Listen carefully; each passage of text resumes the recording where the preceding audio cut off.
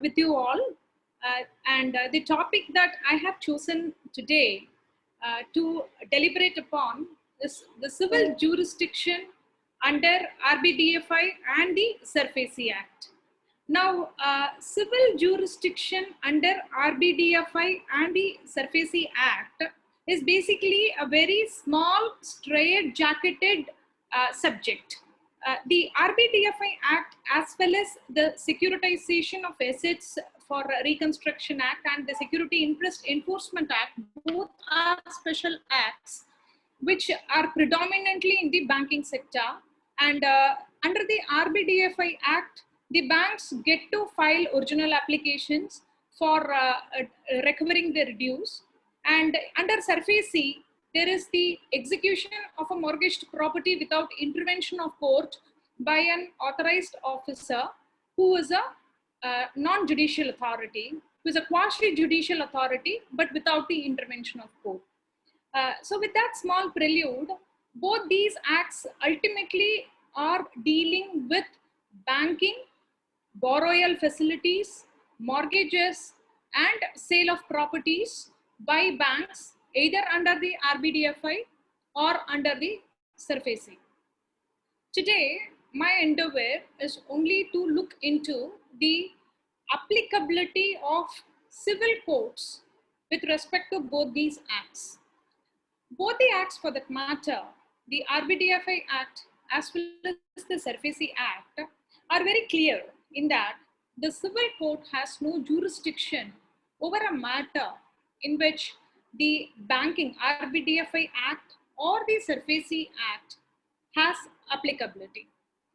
The Rdbfi Act was originally passed in the year 1993, and when it was originally passed, it only dealt with the recovery of debts due to banks and financial institutions.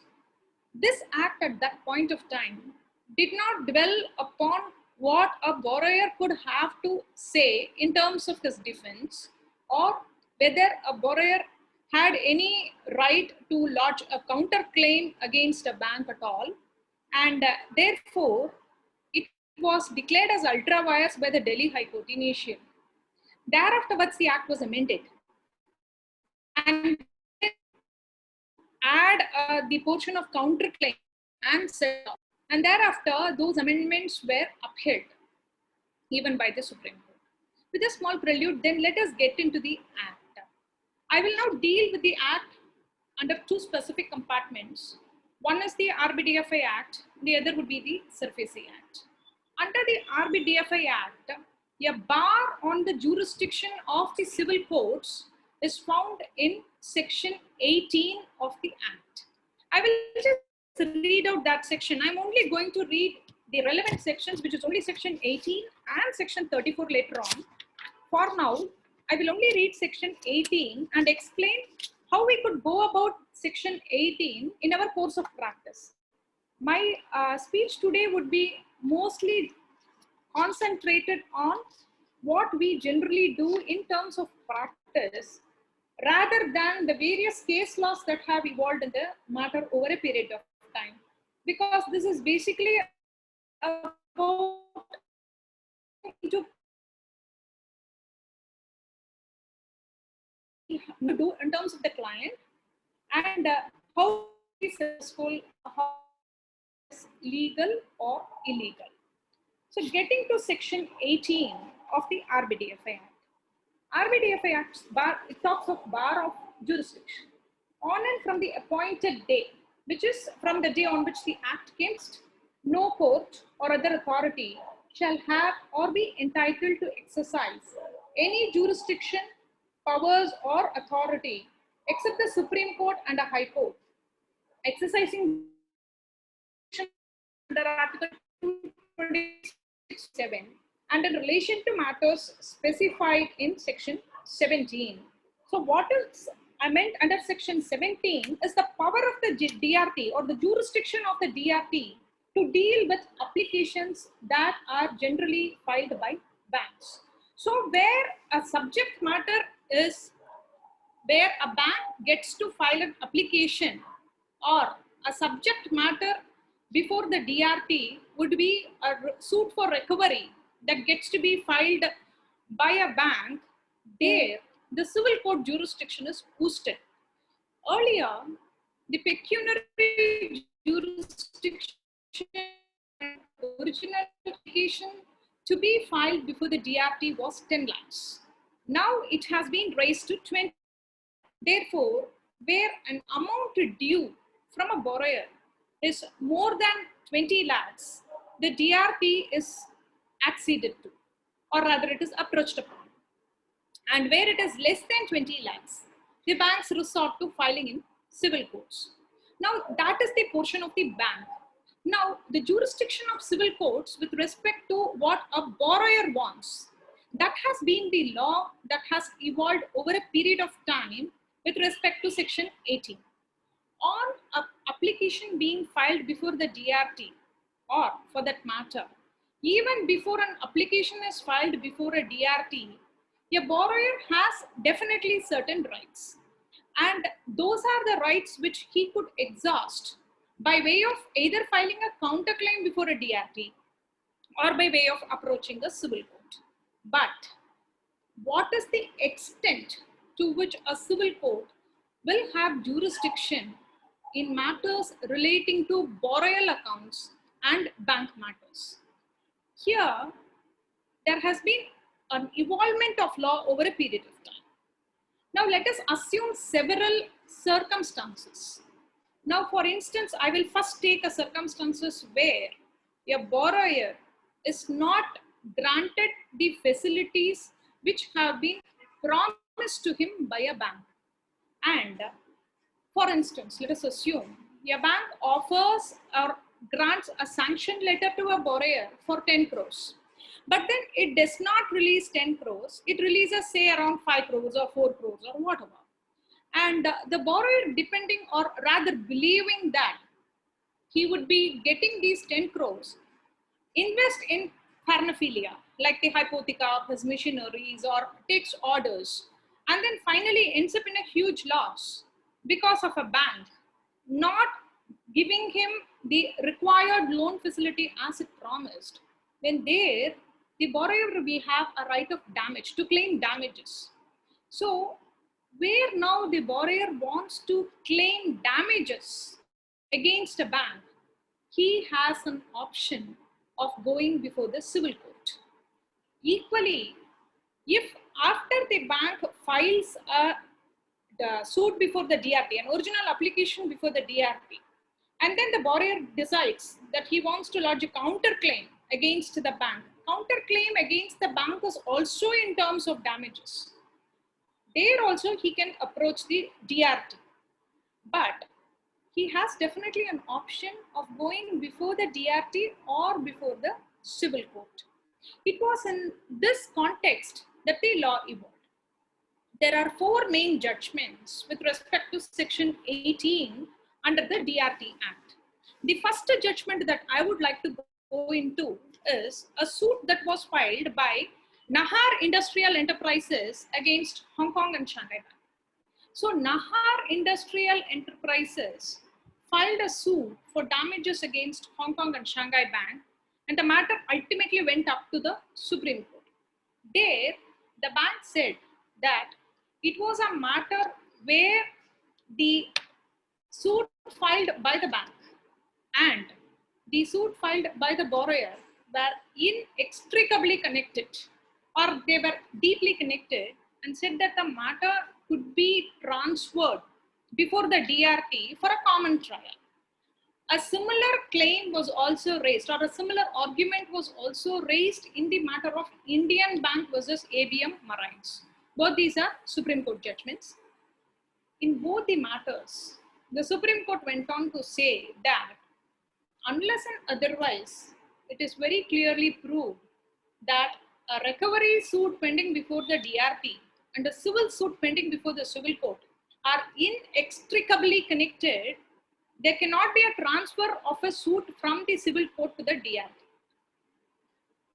But however, subsequently there were 2 other judgments that came to be passed by where it said that If at all a civil suit was to be transferred from a civil court onto the file of the DRT for hearing, then the permission of a borrower was not needed.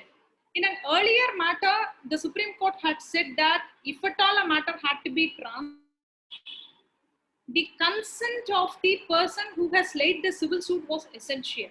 Subsequently, the court went on to hold a divergent view where it said that such consent was not essential.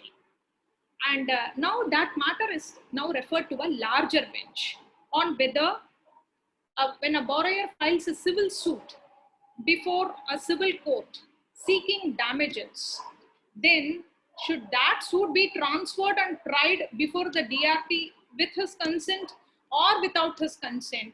And if it has to be transferred, then what are the various factors that could go into it? Are all now matters which are pending before a larger bench before the Supreme Court. So now this is only one portion of the civil suit that could be generally, usually a civil suit for damages is one that is generally filed. But now I will also get into other kinds of various suits that could be filed before a civil court for a borrower. And I will also say where it would lie or where it would not lie at all. Over a period of time, whenever an OA is filed before the DRT, vacate. Most of the times in my practice, I have found that the mortgage either gets disputed before the civil court.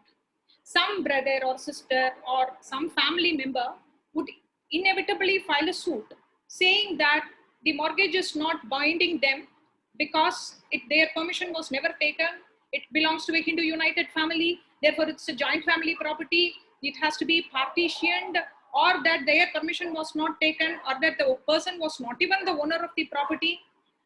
All these kind of pleas have all been negated by the High Court as well as the Supreme Court in several matters, and except otherwise, where a clear case of lying a civil suit can be made, it is not advisable to file any civil suits before a civil court of law when the matter involves recovery of debt either under banking or under SARFAESI. Under SARFAESI, I will come in detail later on. This is more with respect to banking. But however, there are exceptions to this rule. There would be only two major exceptions. One is, as I said, when a suit for damages could be filed by a borrower, then that suit is absolutely maintainable before the civil court. The second is where fraud is alleged. Where a fraud is alleged, the right to maintain a civil suit definitely arises.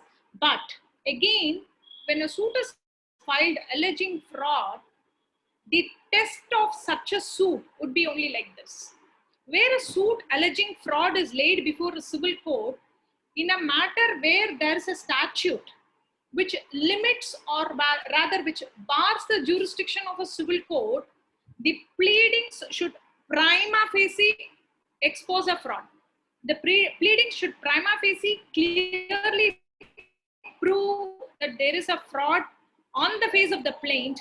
They cannot say that fraud will be proved later on, we will prove it during trial, we have to extricate evidence. These kind of pleadings will generally not hold good. Similarly, to come up with pleadings saying that the sale certificate issued by the bank or a sale that was conducted by the bank either under Rdbfi or SARFAESI is a product of fraud, or that the sale certificate is vitiated by fraud, or going and filing a partition suit by the sons and daughters saying that the property, the father had mortgaged the property without the children's consent, though they had a share in the property. All these will not hold water, and a civil suit jurisdiction would generally be barred. I'll now get on to the judgments. I have not made out, I'm not going to today elucidate very deeply on a whole gist of judgments today. Rather, I'm only going to confine myself to a couple of judgments, a very few judgments, because the depth of the kind of litigation that generally emanates from a borrower's side in civil courts is humongous.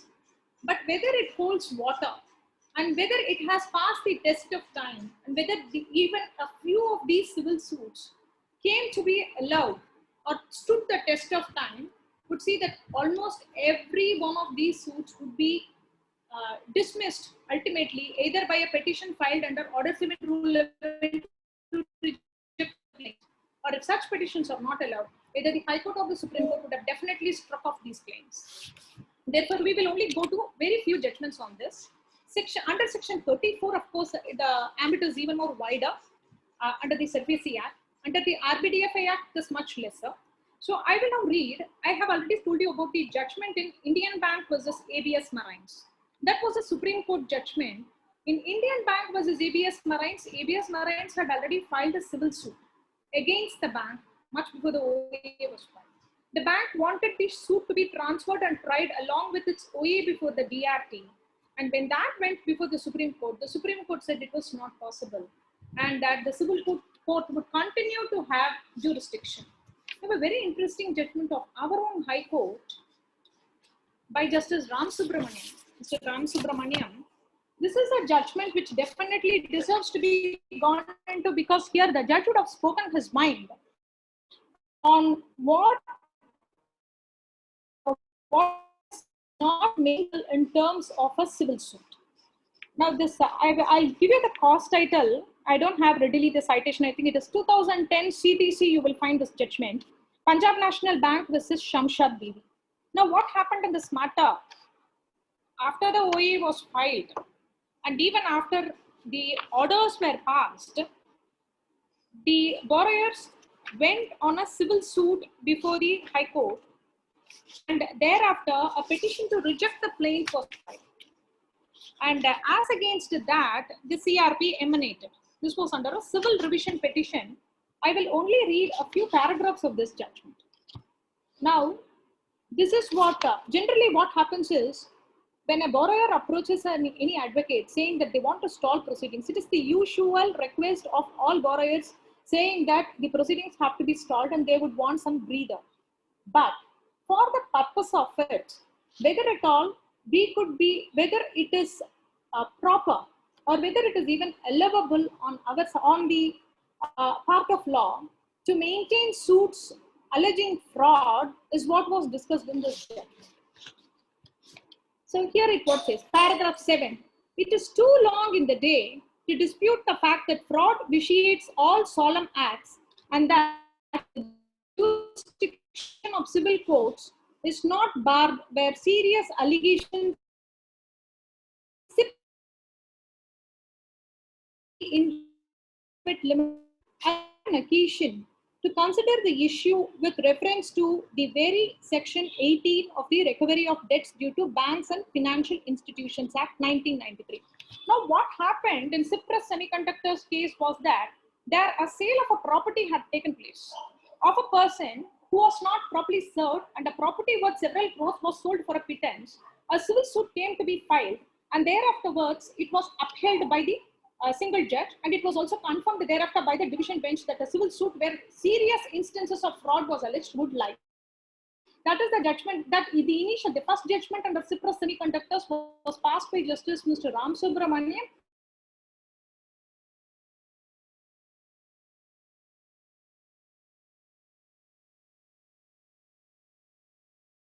Decisions of the apex court that when serious allegations of fraud are made, the civil court's jurisdiction will not stand ousted. The said order was confirmed by the division bench in OAC number 211 to 214 of 2007 by a decision reported on SV Subramaniam versus Cyprus Semiconductors Technology India Limited, 2008 2 MLG 169. These special leave petitions preferred against these orders were also dismissed by the apex court. So that became the final law. Therefore, on a principle of law,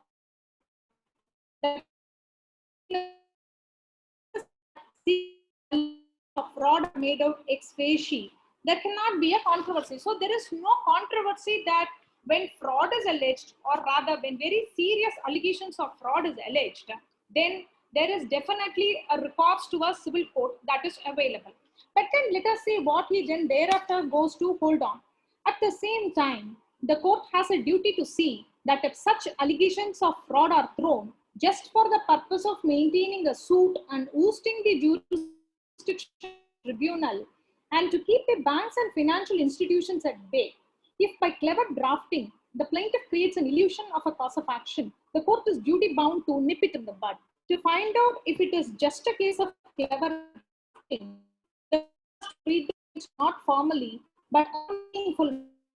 This is the dictum of the apex court, G. Arivanandam Hall, 4 SEC 467. So, before anyone would embark to file a civil suit in a matter where the debt recovery tribunal has jurisdiction, the first judgment that should be gone into is the judgment of Arivananda, which would clearly say what has to be found and what cannot be, or what would rather constitute a proper plaint, and if at all a civil suit can be filed at all in the matter. Then there we'll go further with this judgment. It was again reiterated by the court in ITC Limited versus Debt Recovery Appellate Tribunal by holding that clever drafting, creating illusions of cause of action are not permitted in law. The ritual of repeating a word or creating of an illusion in the plaint can certainly be unraveled and exposed by the court while dealing with an application under Order 7 Rule 11A. A court is obliged to see if allegations of fraud and collusion made in the plaint are themselves a product of fraud and collusion between the family members of the borrowers so as to escape liability and save the secured assets somehow or the other. In recent past, there is a sudden spurt in the number of civil cases filed against the actions initiated by banks and financial institutions, either under the 93 Act or under the SARFAESI Act. All of these cases fall under 3 or 4 categories. So generally now he is going to elucidate 4 categories. It is only under these 4 categories that we invariably find ourselves filing civil suits upon.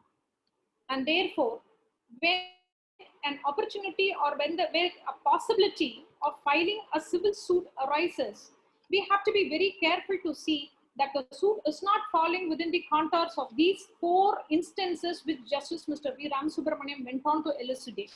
It is one of the finest judgments that we could see in a matter where he discusses about a civil court's jurisdiction in terms of Rdbfi or SARFAESI. For that matter, there were an earlier matter where he upheld the jurisdiction of the civil court, and there have been later where he has said that the civil court will not have jurisdiction. I want to read these 4 cases.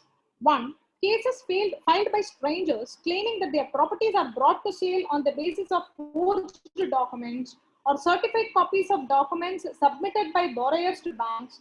Cases filed by guarantors claiming that they never signed a letter of guarantee or offered their properties as securities.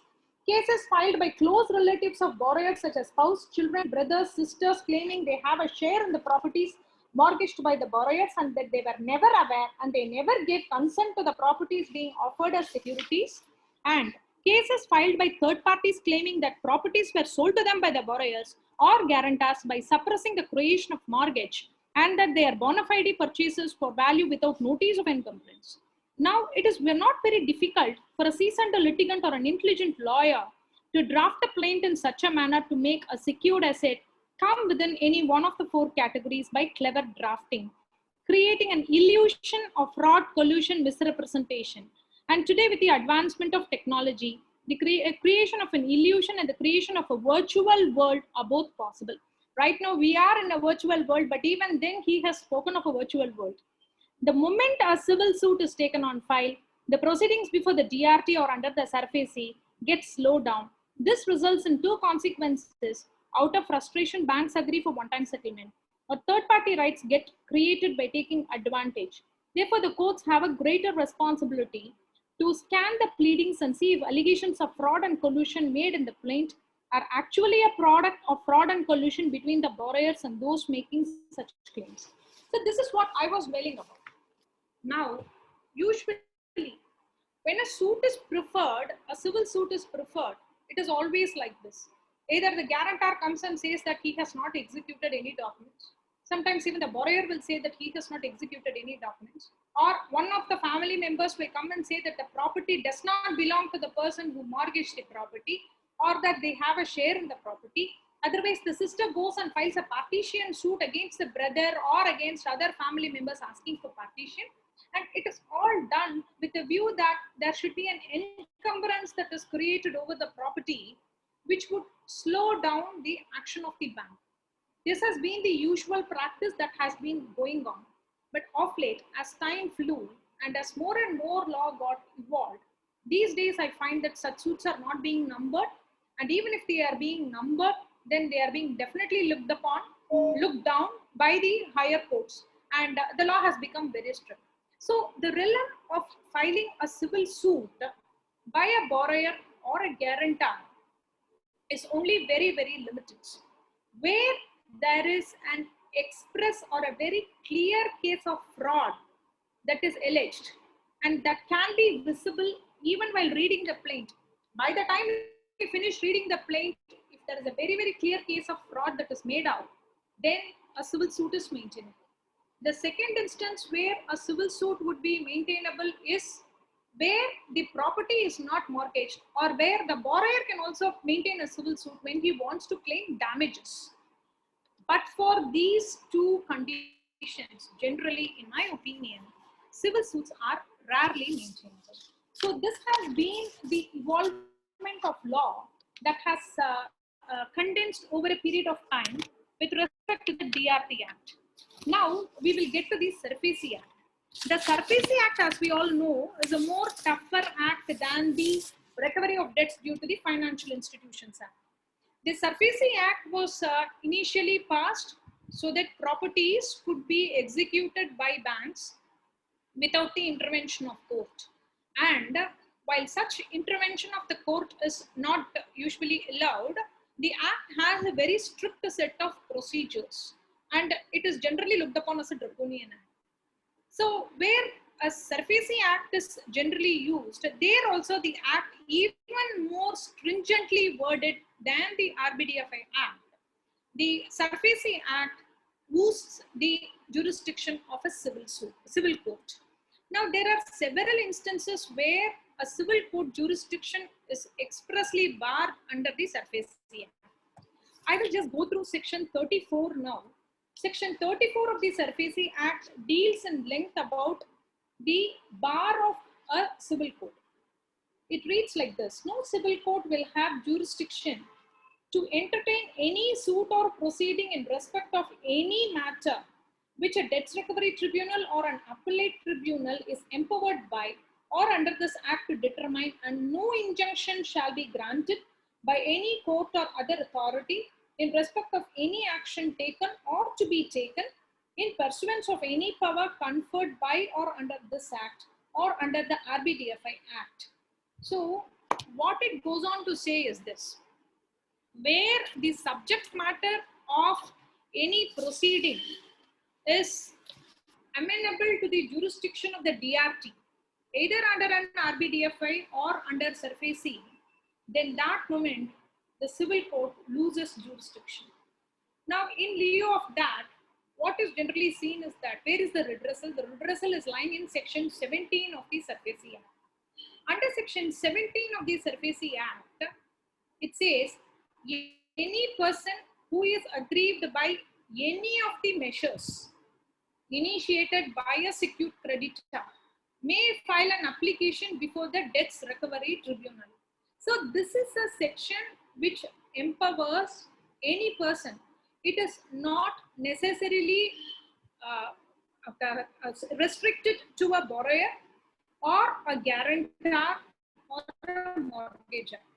It says any person who is aggrieved by any of the measures. The measures could be issuance of demand notice, it could be issuance of a possession notice, it can be the sale notice, it can be issuance of sale certificate, it can be of the bidder terms, it could be anything. So where the whole ambit of a cause of action is even having a very dismal or a very vague presence in a demand notice or in any of the measures under SARFAESI, then the civil court's jurisdiction is immediately ousted. This is the position of law. We could probably get on to file various civil suits.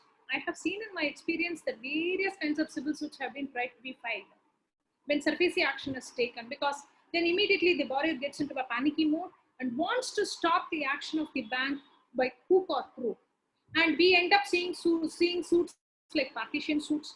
I have seen suits where some brother or sister would have gone and filed a suit where he would not have a semblance of the right on the property, but would say, in future, I will have a right in the property, therefore this property cannot be enforced. I have seen suits where the mortgage is usually said to have been obtained by fraud.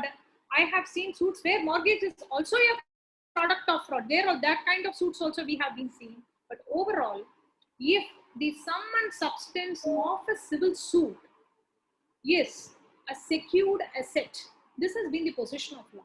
It has been a secured asset, which is a mortgaged property, which is available with the bank for enforcement. That moment, the civil court jurisdiction is ousted. So I will take you now to a couple of judgments that I have had on this matter. The judgments have come over a period of time, and I will now go to our own High Court of Madras judgment. This is reported in 2011 3 CTC 801. Anyone who would like to know what would be the ambit of a civil suit in matters where there is a SARFAESI action that has been initiated by a bank should definitely go through this judgment, because this judgment has dealt in length with the various other judgments and also is a very elucidative judgment. So this is V. Tulasi versus Indian Overseas Bank, 2011 3 CTC 801. So here, what had happened is that the bank had tried to enforce a security, and that was disputed by the borrower. And now, thereafterwards, a civil suit was filed, and a bank filed an application under Order 11, Rule 11D of the Code of Civil Procedure, where it raised a preliminary objection as to the maintainability of the suit. So initially, the moment a suit is filed, and even if it is numbered, the next reaction that would follow would be a petition under Order 7, Rule 11 by a bank or a financial institution. And the bank said that there was no cause of action that arose for filing a suit and wanted the suit to be rejected. And thereafterwards, the suit was rejected, against which the borrower came before the High Court and filed the instant petition. So I will read from paragraph 12 onwards. The learned counsel for the appellant plaintiff, Mr. Satish Parasaran, contended that the plaintiff never gave the plaintiff scheduled property as a security for the loan availed by the first defendant, and the creation of security over the plaintiff scheduled property is seriously disputed. Such disputed questions concerning creation of security is vested only with the civil court. So this is what I was telling about. The moment a bank initiates an action, if we go before the court and say that we are disputing the mortgage came about as a result of fraud or collusion, or that we were not even aware that our own property was given on a mortgage, and go on to file a civil suit, then what happens? And then she would say that under section 17, the mortgage, the factum of mortgage, or the various factors that would be essential to prove a mortgage cannot be gone into by the DRP. This is again one other leg of argument that is usually advanced. But then let us see what the court wants to hold. In paragraph 13, the court says this. In terms of section 34 of the SARFAESI Act, jurisdiction of the civil court is barred. Section 34 of the SARFAESI Act reads as under, civil court not have jurisdiction. So we have read that already, I'll skip it. And then the court goes on to say that a bar of jurisdiction is twofold. So the section is interpreted in two different facets. No civil court shall have jurisdiction to entertain any suit or proceeding in respect of any matter which a DRT or an appellate tribunal is empowered under the Act, and no injunction shall be granted by any court or other authority in respect of any action taken or to be taken in pursuance of any order conferred under the Act. Therefore, where the DRT is empowered to, even if the DRT is remotely empowered to hear the matter and decide, we cannot knock the doors of a civil court. And even if we knock the doors of a civil court, whether an injunction can be granted by the court, no. The statute says there is a clear bar on the civil court to grant an order of injunction. Therefore, thereafter, the bench went on to dwell upon the judgments. Now, there was the first judgment that came about where the jurisdiction of the civil courts got to be decided or got to be discussed was in the Supreme Court's judgment in Mardia Chemicals. So in paragraph 15 of this judgment, the court goes on to dwell upon it. The contention of the appellant is that despite the bar under section 34, the jurisdiction of the civil court can be invoked. In support of his contention, learned counsel placed reliance on Mardia Chemicals Limited versus India 2004 4 SCC 311, where in para 51. Now this is the only paragraph which speaks of a civil court jurisdiction. However, to a very limited extent, jurisdiction be invoked, where, for example, the action of the secured creditor is alleged to be fraudulent, or his claim may be so absurd and untenable, which may not require any probe whatsoever, or to say precisely, to the extent the scope is permissible to bring an action in the civil court in the cases of English mortgages. Now, English mortgage is a mortgage where there is a enforcement of the security without the intervention of court. We find such a scope having been recognized in the two decisions of the Madras High Court, which have been earlier relied by the learned AG as well as appearing for namely V. Narasimhacharya versus, that's an earlier judgment, that's a 1955 judgment. Now, for our own purpose, what the Supreme Court said here is, the jurisdiction of a civil court can be invoked only when the action of the secured creditor is alleged to be fraudulent, unless and otherwise a very clear and a very apparent, rather I would say very obvious, an obvious case of fraud is made out in the plaint, a civil suit is not maintainable. The next case would be where the claim of the bank is very absurd.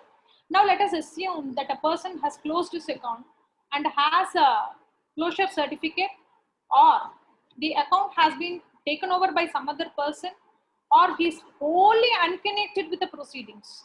He has not availed the loan, he has not stood as a mortgagor, he is not guaranteed, he is not the borrower, has got nothing to do, and suddenly out of the blue, the property becomes the subject matter of a proceeding from the bank. These are the few instances. These are all very apparent. On the face of it is very apparent. These are the cases where there is some, I wouldn't say even complete, there would be some semblance of a right that could accrue upon a person to go before a civil court. So, as per the decision of the Honorable Supreme Court, the jurisdiction of a civil court can be invoked only when the action of the secured creditor is alleged to be fraudulent or his claim is absurd. See the word that is used by the Supreme Court. Mardia Chemicals judgment forms the foundation for any civil suit that can be preferred even any action is contemplated or an action has been taken under surface. The word used is fraudulent, that we understand, but the claim, see, it doesn't say the claim is grossly made or the claim is highly made or there is a penalization of interest. They don't talk all that. They say the claim has to be absurd. When will a claim be absurd? A claim can be absurd only when probably there is no claim at all, or it has got nothing to do with this. Or for a 10 lakh loan, if there is a claim which is made for a 20 crore, that will be an absurd claim. So the absurdity of a certain situation, we cannot explain in terms of generality. It all has to go on from case, it's all a case to case basis. So this is what the court said. It has to be so absurd. Unless it falls under these two parameters, a jurisdiction of the civil court is absolutely boosted. Now, let us see what the court went on to hold in paragraph 50. A full reading of section 34 shows the jurisdiction of the civil court is barred in respect of matters which are or in respect of action taken or to be taken in pursuant of any power conferred under this act. Therefore, the prohibition covers even matters which can be taken cognizance of by the DRT, even though no measure in that direction has so far been taken under subsection 4 of section 13. So now we cannot say that the bank had issued a 13-2 notice. Now they have not so far taken possession. So until they take possession, I cannot go to the DRT. Therefore, I will file a civil suit. No, you cannot. we have to probably wait for the 13.4 and challenge it, or the moment the 13.4 is taken, then the power to go before the civil court is gone. It is ousted. So moreover, even remote matters like creation of mortgage, if we could say that non-sellability of hypotheca, if we are going to say that a bank is trying to enforce a mortgaged asset without exhausting the hypothecated stocks in the first place, this is again one regular contention which we face from our borrower clients, that there would be stocks available for sale. The bank for some reason would not want to sell the stocks and it would be more keen on selling the immovable property, and therefore would we file a civil suit against that? A civil suit is not maintainable. We only have to go before the DRT. Anything and everything that would get covered for that matter with the DRT's realm, even distantly or remotely, cannot be adjudicated before a civil court. It also goes on a case-to-case basis. Therefore, this is what the court said. So we find that before taking action, a notice of 60 days is required to be given. And after the measures under section 13.4 is being taken, a mechanism is provided under section 17 of the Act to approach the DRT. The above noted provisions are for the purpose of giving some reasonable protection to the borrower. Therefore, what the court says is, once a 13.2 notice is issued, if the claim is found to be absurd or if it is fraudulent, go before a civil court. If the claim is neither absurd nor it is fraudulent, or it does not, it is, even if you consider it remotely fraudulent, you cannot go before a civil court. That is what the courts have been saying.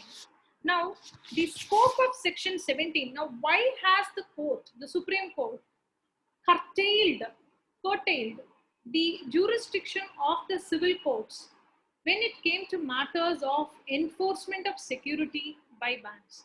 The answer is also found even in the same judgment. It was because of the scope that was available under section 17. Considering the scope of section 17 of the SARFAESI Act in Mrs. Lakshmi Shankar Mills Private Limited versus the authorized officer, that was a judgment reported in 2008 to CTC 529, and the court said that the advance object of enactment, the section 17 has to be construed to advance the object of the enactment and not to thwart it. Purposive interpretation should be applied while construing section 17, and object of enactment is to provide speedy and summary relief. So what the court said is, when section 17 is there, giving a relief to any person who is having any kind of grouse against a property which is sought to be enforced under SARFAESI, then they have to approach the DRT, and the civil court would not be the recourse. This is because the act itself is a summary act, it's a special act. It acts within a time frame. A demand notice gives only 60 days time to the borrower to pay off the money. If they don't pay the money and possession is taken, even on the next day after possession, a sale notice is issued, which gives another 30 days time to the borrower to pay off the dues. In all put together, the act, if applied without a break, can sell the property of a borrower in 100 days. This is all about the act. So an act which is as efficacious as this could be tested on section 17, because section 17 is akin to an original proceeding. It has been held that a remedy that is available under the DRT in filing a securitization application under section 17 is an original proceeding, and it is not considered as something where we cannot let in. Earlier, it was not possible to let in evidence, but these days, if we have to let in evidence, then procedures are also available, especially OAs we can let in evidence, it is available if need be, though mostly we have to make out an application. The same proceeding could also be taken in an ESA, and since the law has also evolved so much, the court felt that the civil courts could not have jurisdiction. So this is what it went on to dwell upon. And then let us see what the courts went on to say.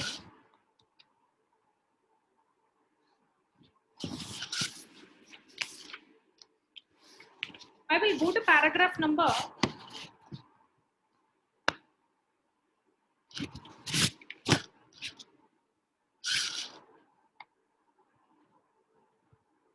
26. So what was the case there is now written in 26. The court said this: We have carefully gone through the plain averments and looked into the plain documents. Therefore, here it was a liquidant scheme. This is a different case. This was in Mardia Chemicals.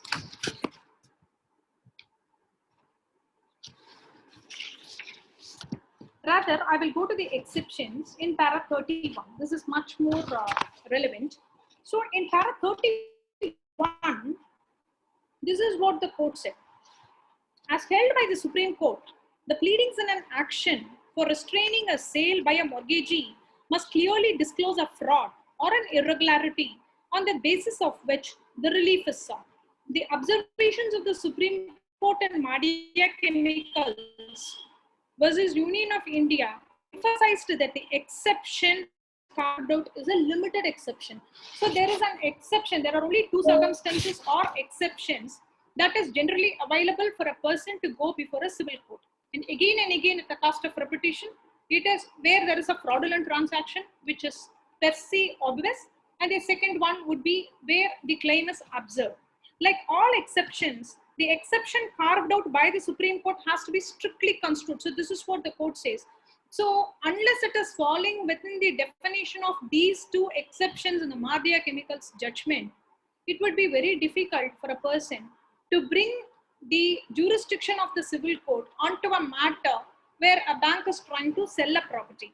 A borrower or a third party cannot be permitted to defeat the provisions of the Act merely by alleging gross misuse of the trust reposed or misuse of the documents. So this is exactly what so many of us have been doing. The consistent plea that we had been taking before the civil courts is that there is a misuse of the documents given, or the mortgaged property itself is not subject to the mortgage, or that the bank, the borrower had simply left the documents in the custody of the bank manager because he said he will get a legal opinion, but even without the knowledge of the borrower, a mortgage was created. So these are the various kinds of contentions that would come up. And none of these contentions, to be very honest, have found favor with the High Court or the Supreme Court. And this is where the position of law lies. Now we'll also go to another judgment of our own High Court. This is by a single judge. This was passed by our Madurai bench. This was by Justice D. Krishna Kumar. So here in this civil revision petition, Central Bank of India had gone, and I'll read the citation. These are all citations which we could read to know where we stand if at all a civil suit could be filed, or if we are going to defend a civil suit that has been already filed by a borrower on behalf of a financial institution. The earlier judgment and this judgment alone would be sufficient to throw light on the matter. So this was a 2017 5 CTC 302. Here, what had happened is a sale notice was issued by the bank. Bank had originally initiated proceedings, and once a proceeding was started, the borrowers there went on to file a suit in OAS number 14 before the Ambasamudram. Now, here is what I have seen. Generally, when borrowers hail from the smaller districts, and like in these places, like this CRP had emanated from Ambasamudram. So where the DRT is not readily available, the immediate recourse that advocates take here is by way of a civil suit because it is much more convenient, and that has probably been our exposure. But we need to know that approaching a civil court for a matter where a bank is involved and a securitization proceeding has started will only put the borrower into deeper trouble, because ultimately no benefit could accrue to the borrower and the bank would have sold the property by the time the litigation comes to an end. The purpose of doing a litigation should always be for the benefit of the client who comes, or for the benefit of the person who comes. And there a very conscious call needs to be taken even a decision to file a civil suit is being filed, because ultimately I find that in most of the cases it works to the detriment of the borrower rather than to the advantage of the borrower. So what happened here in this matter? A civil suit was filed to declare that the loan borrowed will not bind the respondent, and for a permanent injunction not to conduct the sale. So once a sale notice was issued, a civil suit was filed. And the bank thereafter immediately filed a petition to reject the plaint.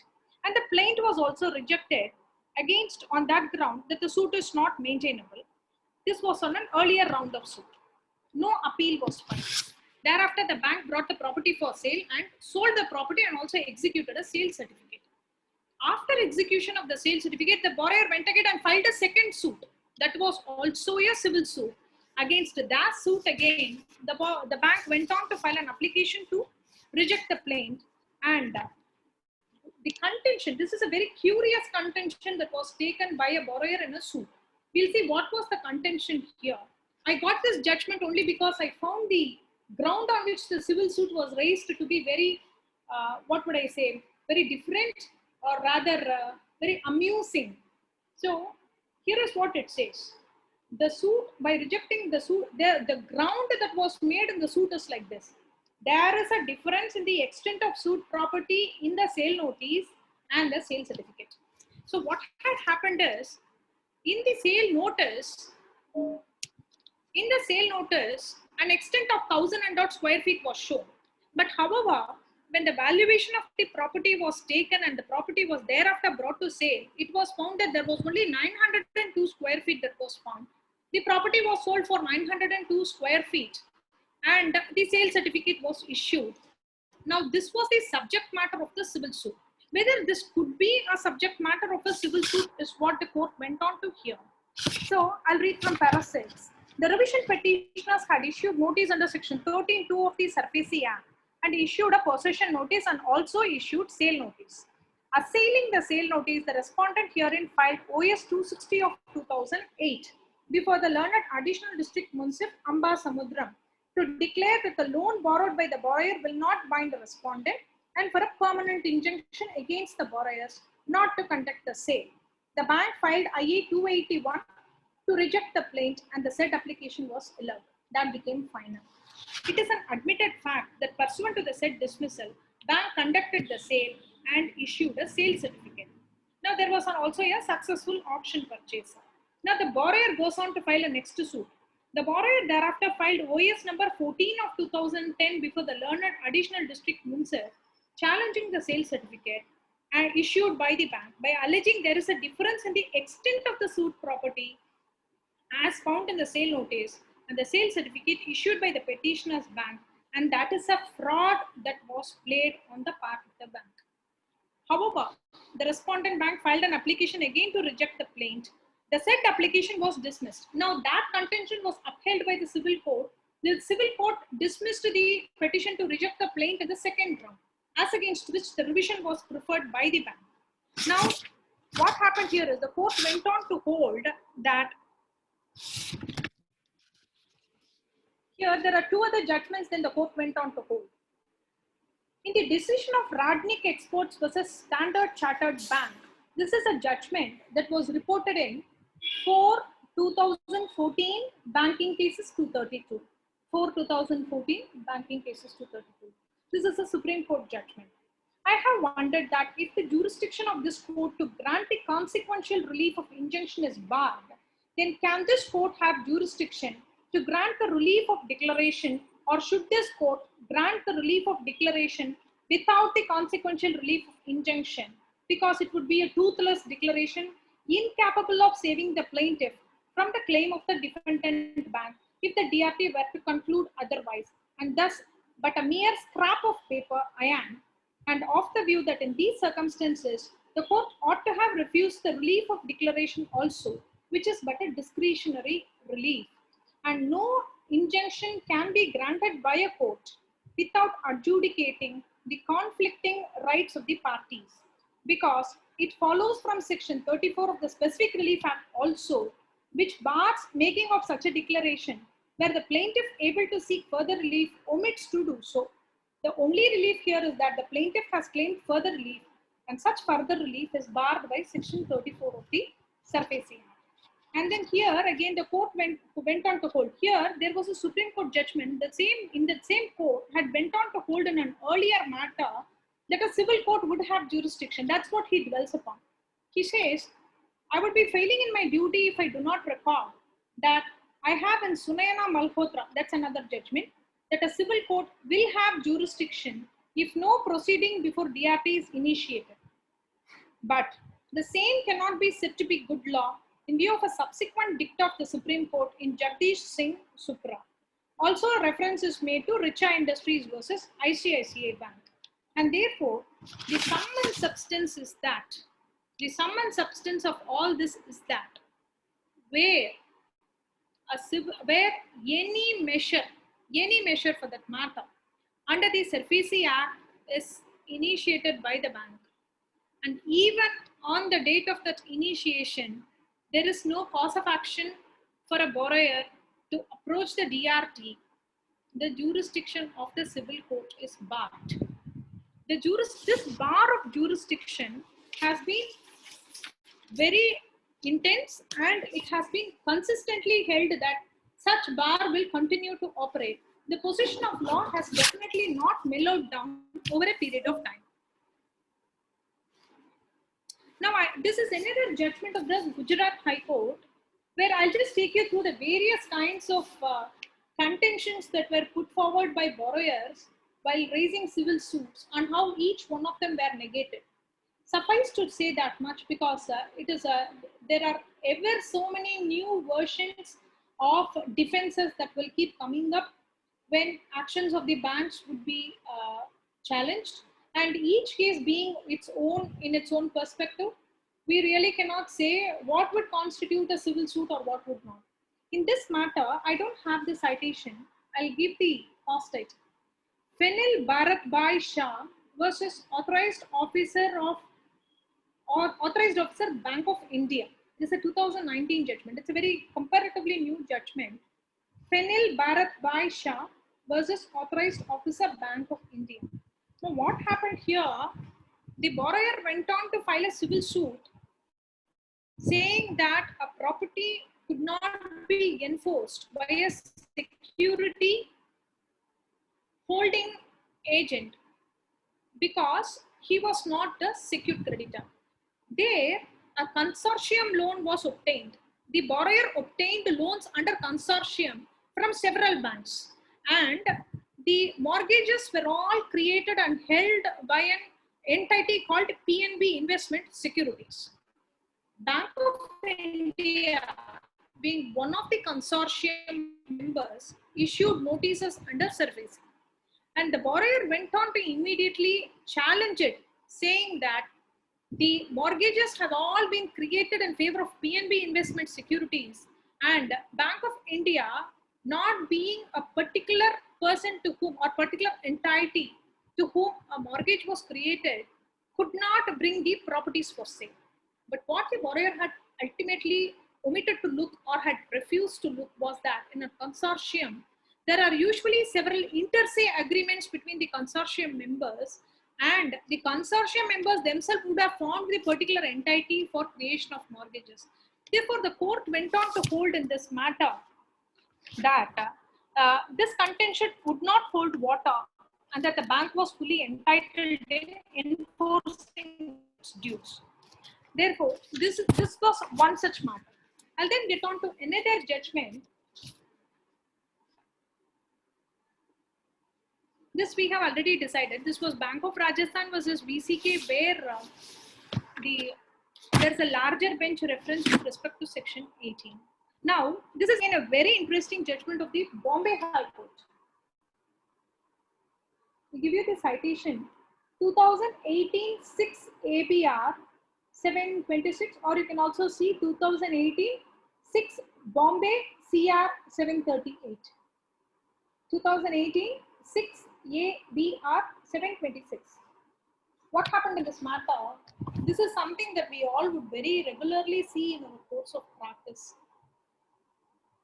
A borrower promoter company promoted huge number of flats in Bombay and started selling it out to people who were interested in purchasing the property.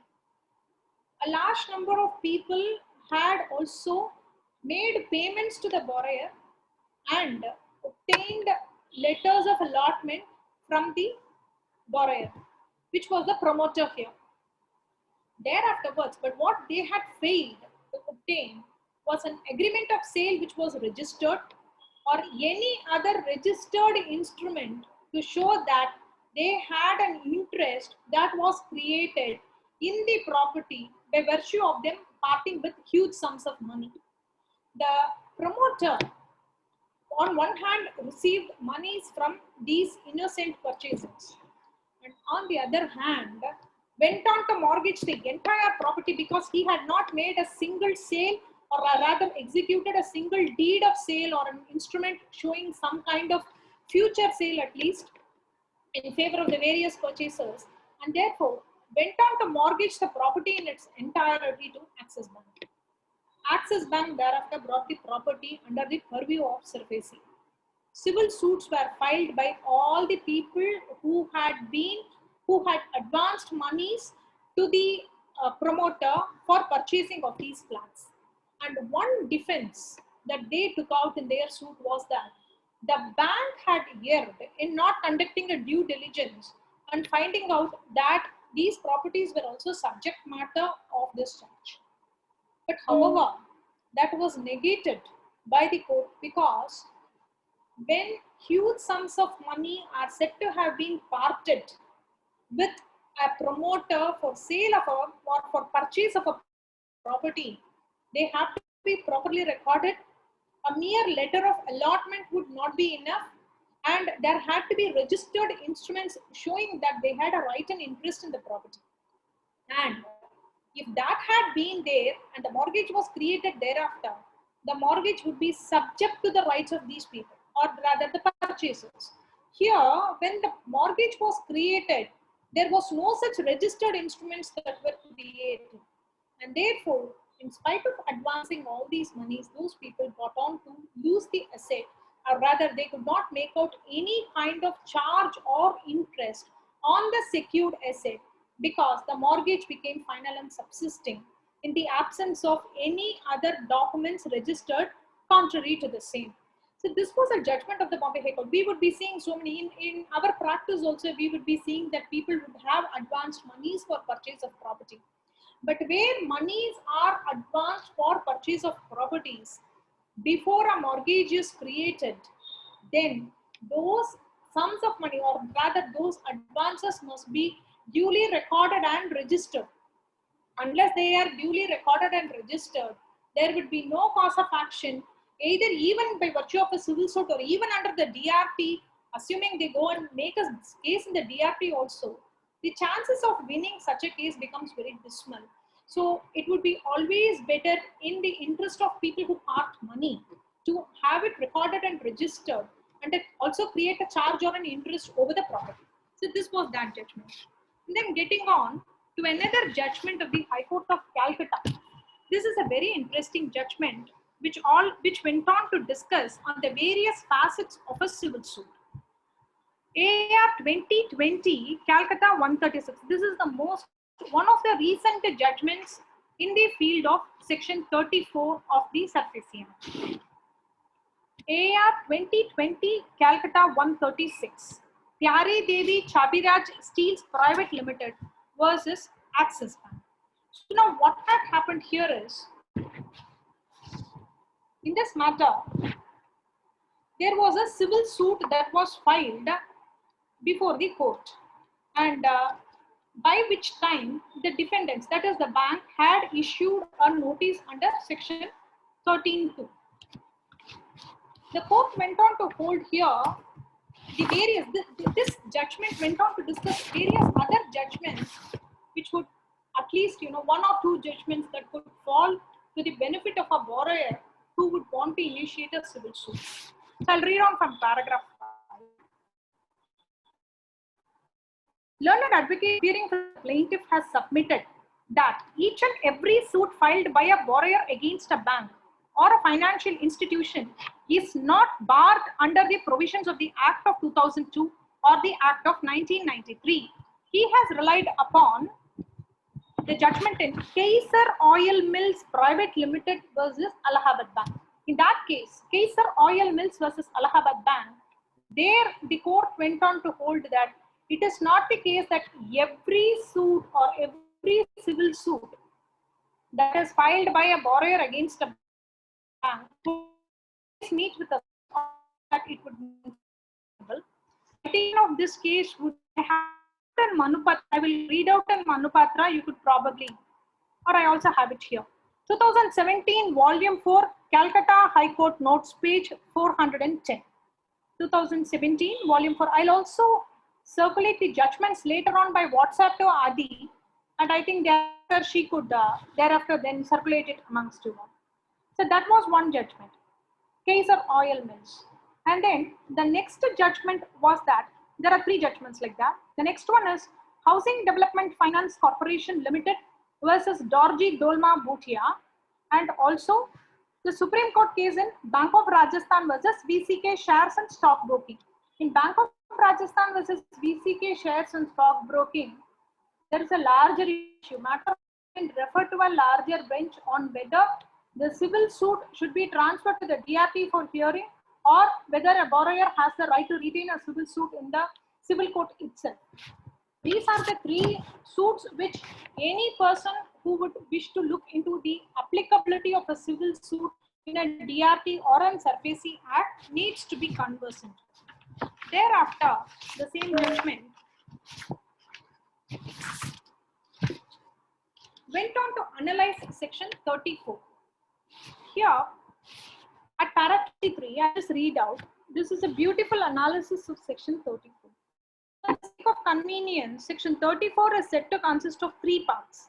The first part of section 34, earlier we saw that 34 consisted of two parts. Civil court did not have jurisdiction, and the second one is that no injunction could be granted. But here, section 34 of the Act is said to have consist of three parts.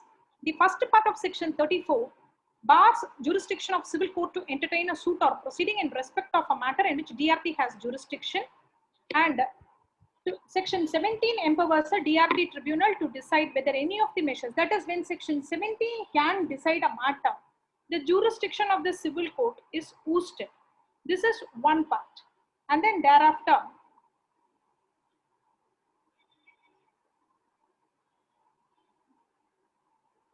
yes, so it also dwells upon what the DRT could do, and it also empowers the DRT to declare the records taken by the secured creditor to be invalid and pass any such direction as it may contain appropriate and necessary.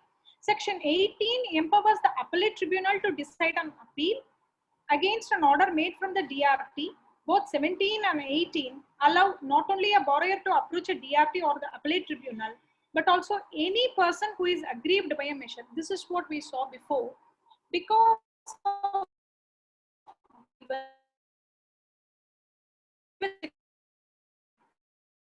the civil code becomes even more pronounced. Then the second part of section 34 is the embargo on the civil court from granting any injunction. 1 and 2 we saw. So ouster of a civil court's jurisdiction is to be strictly construed. So when the Act says that a civil court jurisdiction is ousted, it has to be very strictly construed, and we have to be very, very clear about it.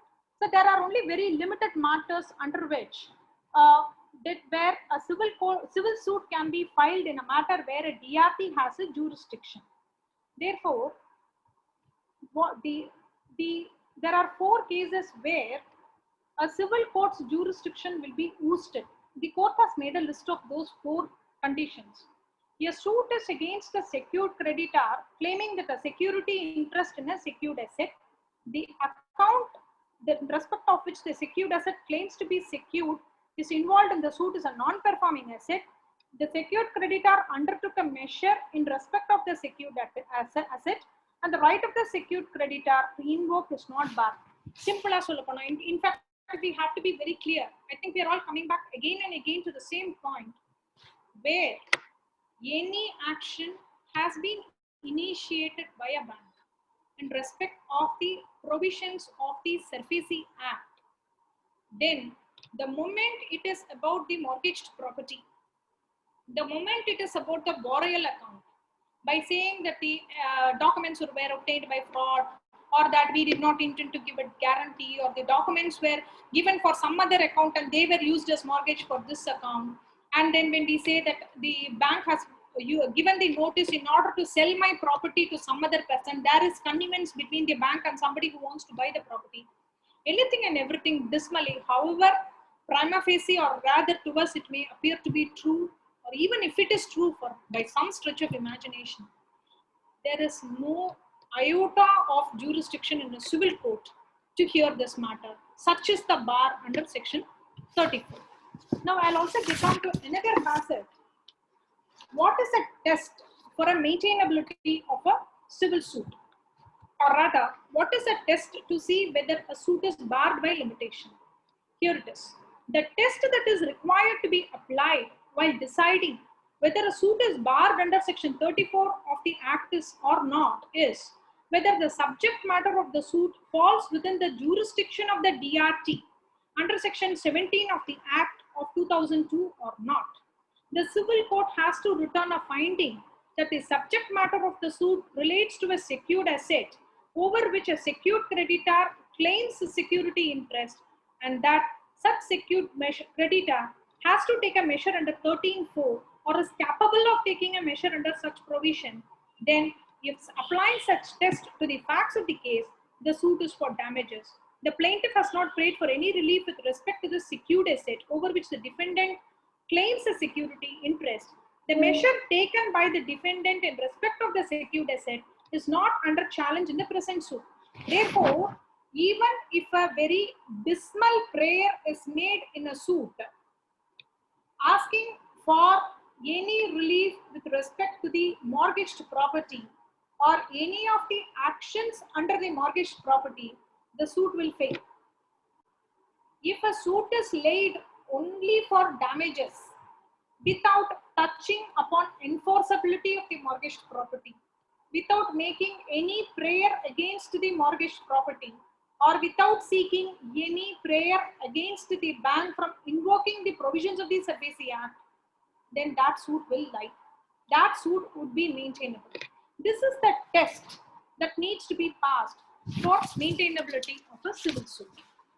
Then thereafter, I have only one or two more judgments to get into. This is thereafter another judgment.